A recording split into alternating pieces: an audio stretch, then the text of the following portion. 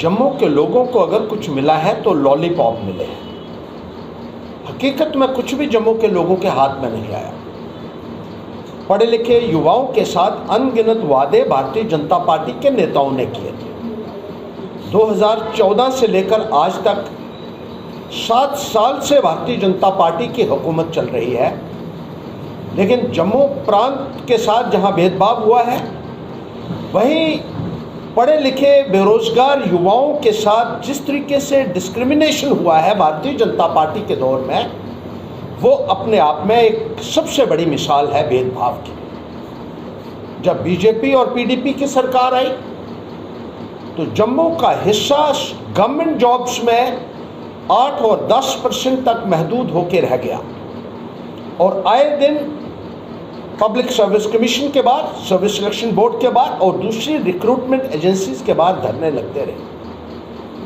और 370 हटने के बाद जब से स्टेट का रीऑर्गेनाइजेशन हुआ है, वो हिस्सा और ज़्यादा कम हो गया है और तमाम जो नौजवान हैं आज मायूस हैं, गुस्से में हैं। सड़कों के ऊपर बैठने के लिए पढ़े लिखे नौजवानों को मजबूर कर दिया है सरकार ने। जिस तरीके से पहली लिस्ट निकली 370 अबॉलिश होने के बाद, जिसमें फायर सर्विसेज के 620 लोग कश्मीर से लगे और मात्र 70 लोग जो है वो जम्मू प्रांत के लगे। असिस्टेंट प्रोफेसर्स की लिस्ट निकली क्लिनिकल पैथोलॉजी, जिसमें सारे के सारे कश्मीर के लगे। वर्क सुपरवाइजर्स की पोस्टें निकाली गई, सारी की सारी 76 पोस्टें थी और सारी की सारी कश्मीर के लिए निकाली गई, जम्मू के लिए कोई नहीं निकाली गई। हेल्थ डिपार्टमेंट में 1500 हेल्थ प्रोफेशनल्स जो जम्मू प्रांत के मेडिकल कॉलेजेस में काम करते थे, जिसमें स्टाफ नर्सेस थी, जिसमें लेबोरेटरी टेक्नीशियंस थे, एक्सरे असिस्टेंट्स थे और दूसरे एम्प्लॉइज थे, उनको बाहर निकाल दिया गया और कश्मीर में उनके जो काउंटर पार्ट्स काम कर रहे थे उनको कंटिन्यू किया गया।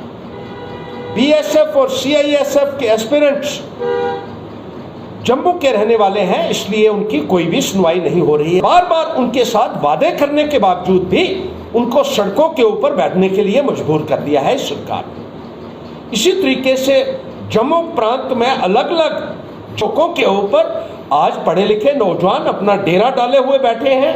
लड़के लड़कियां धरना प्रदर्शन करने के लिए मजबूर हो चुके हैं और जम्मू में भारतीय जनता पार्टी की सरकार ने यहाँ के नौजवानों को, जो चाहे वो लड़के थे, लड़कियां थी, बच्चे बच्चियां थे, उनको बूट पॉलिश तक करने के लिए मजबूर किया है। जिस तरीके से जम्मू प्रांत के नौजवानों की अनदेखी हो रही है, रुसवाई हो रही है, उनको डिस्क्रिमिनेट किया जा रहा है उनके साथ, वो अपने आप में पूरे जम्मू कश्मीर के इतिहास में एक मिसाल होगी भेदभाव की, जिसके लिए भारतीय जनता पार्टी पूरे तरीके से जिम्मेदार है।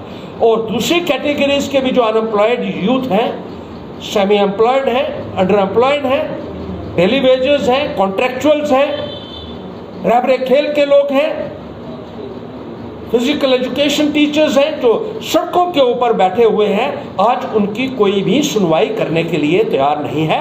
भारतीय जनता पार्टी को इस संदर्भ में यहाँ के नौजवानों को जवाब देना होगा और आने वाले वक्त में मैं ये कहना चाहता हूँ, इकट्ठा होकर भारतीय जनता पार्टी को ऐसा सबक सिखाएंगे कि कोई भी पॉलिटिकल पार्टी नौजवानों के जज्बात के साथ विश्वासघात करने का सोच भी नहीं सके।